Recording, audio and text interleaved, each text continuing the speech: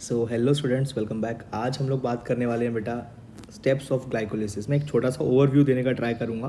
हालांकि एनसीईआरटी की जो रीडिंग है वो मैं अलग से ले लूँगा, बट आप लोग इसको पूरा फोकस करके सुनिएगा, ठीक है। और डोंट स्किप द वीडियो। एक सिंगल सा आपका स्किप इस पूरे टॉपिक को ख़त्म कर देगा। मैं आपको क्लियर कट बोल दूँ बेटा, बिल्कुल फोकस करिएगा। तो यहाँ पे सबसे पहले हम लोगों को याद रखना है कि ये जो ग्लाइकोलिसिस है वो स्टार्ट कहाँ से होती है। तो ये हम लोग जानते हैं, it start from the glucose. Step number जो 1 है वो इरिवर्सिबल है। ग्लूकोज से क्या बनता है बेटा? Glucose 6 phosphate. सिर्फ स्टेप्स की बात करेंगे हम लोग यहाँ पे, बाकी कुछ नहीं। ग्लूकोज 6 फॉस्फेट से हमारे पास इरिवर्सिबल नहीं है, रिवर्सिबल स्टेप बनेगा। इससे बनेगा बेटा हमारे पास fructose 6 phosphate, right. Fructose 6 phosphate से हमारे पास बनेगा रिवर्सिबल स्टेप्स के साथ fructose 1,6 bi phosphate. Fructose 1,6 bi phosphate के बाद यहाँ पे बेटा होगी एक स्प्लिटिंग, जिससे कि दो मॉलिक्यूल्स बनेंगे। एक का नाम होता है DHAP और दूसरे का नाम होता है बेटा G3P। अगर मैं DHAP की बात करूँ, that is di hydroxy acetone phosphate, right, dihydroxy acetone phosphate. Alright, और दूसरा हमारे पास होता है G3P, that is glyceraldehyde 3 phosphate. NCERT के अकॉर्डिंग इस G3P को PGAL नाम दिया गया है, प्लीज़ इसको याद रखिए। इन दोनों स्टेप्स के बीच में अगर मैं बात करूं तो बेटा ये वाले स्टेप्स भी दोनों कैसे होते हैं? रिवर्सिबल। ये वाला जो स्टेप था ये भी कैसा था? रिवर्सिबल। अब चाहे तो आप लोग इस तरफ से मॉलिक्यूल बना लो या इस तरफ से, दोनों सेम ही प्रोडक्ट बनाएंगे बेटा। देन हमारे पास यहाँ पे बनेगा 1,3 by phospho glyceric acid, right.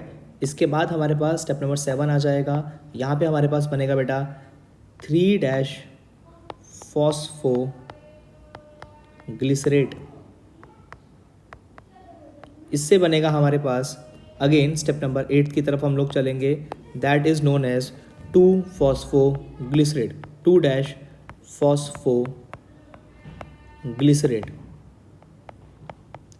2 phosphoglycerate से सेकेंड लास्ट स्टेप पे हम लोग आएंगे, जहाँ पे बनेगा हमारे पास फॉस्फो इनॉल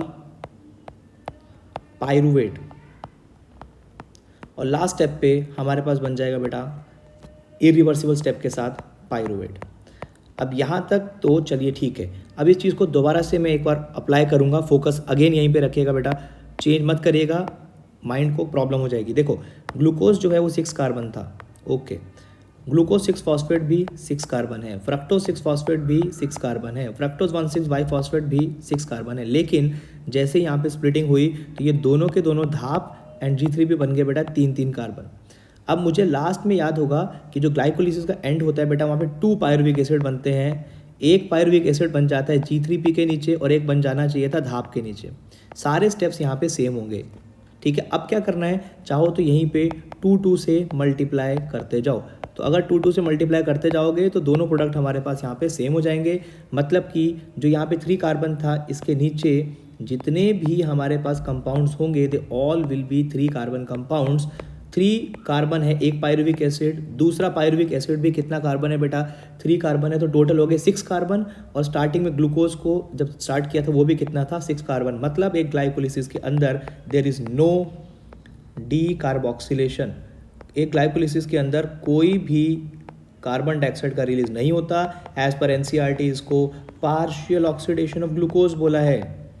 पार्शियल ऑक्सीडेशन मतलब कि आधा अधूरा टूटेगा यहाँ पे ग्लूकोज।